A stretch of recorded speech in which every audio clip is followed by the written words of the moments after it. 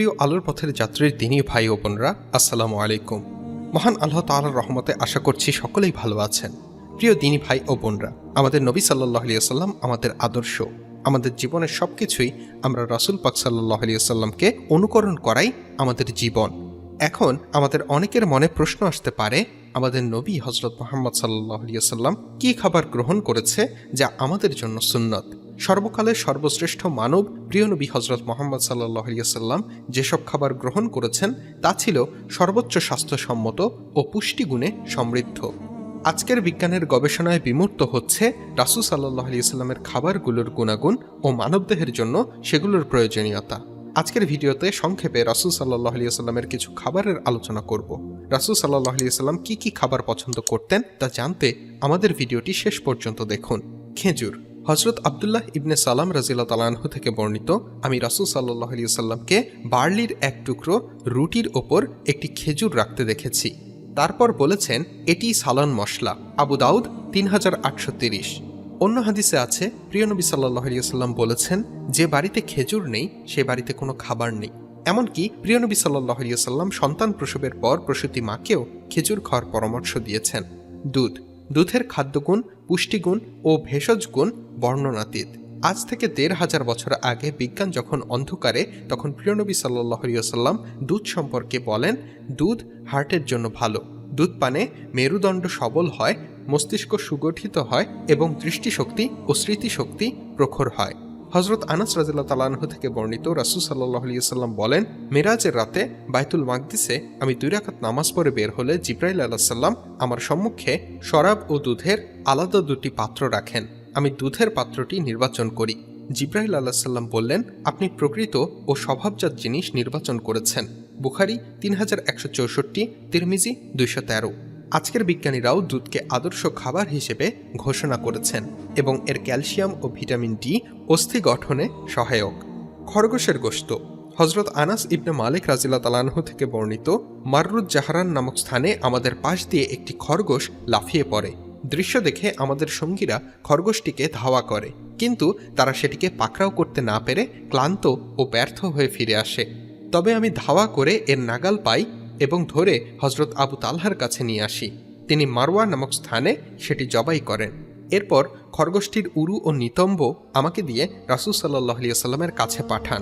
রাসূল সাল্লাল্লাহু আলাইহি ওয়াসাল্লাম সেগুলো ভক্ষণ করেন। তাকে জিজ্ঞেস করা হলো, রাসূল কি তা খেয়েছিলেন? তিনি বলেন, গ্রহণ করেছিলেন। বুখারী 2433। হযরত আনাস রাদিয়াল্লাহু তাআলা আনহু থেকে বর্ণিত, একবার একজন দর্জি রাসূল সাল্লাল্লাহু আলাইহি ওয়াসাল্লামকে খাবারের দাওয়াত করে। আমিও মহানবী সাল্লাল্লাহু আলাইহি ওয়াসাল্লামের সঙ্গে সেই খাবারে অংশগ্রহণ করি।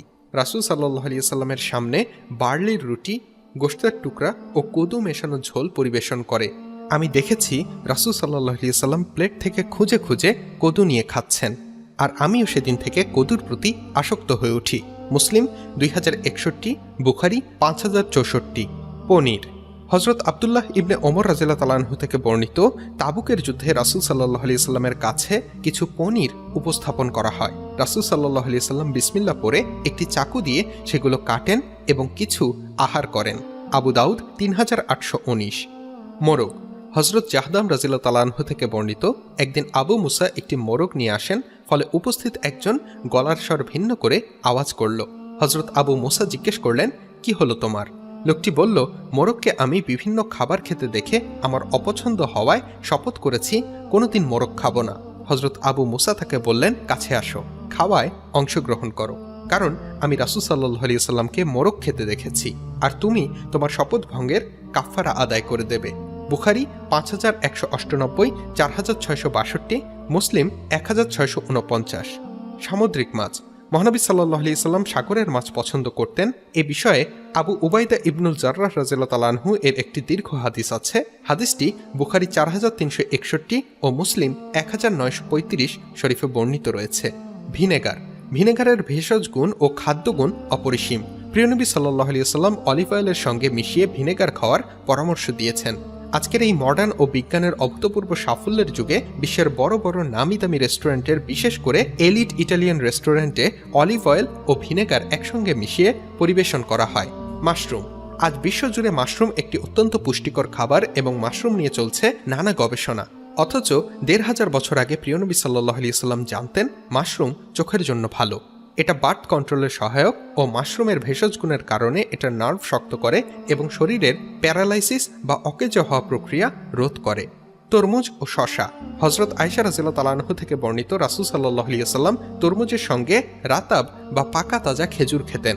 বুখারী ৫১৩৪, তিরমিজি ১৮৪৪। তাছাড়া আরও অনেক খাবার আছে যা মায়াবী নবী খেতে ভালোবাসতেন। রাসূলের দেখানো পথে চলা যা আমাদের নবী সাল্লাল্লাহু আলাইহি ওয়াসাল্লাম খেতে ভালোবাসতেন সেগুলো আমরাও খেতে চেষ্টা করব ইনশাআল্লাহ।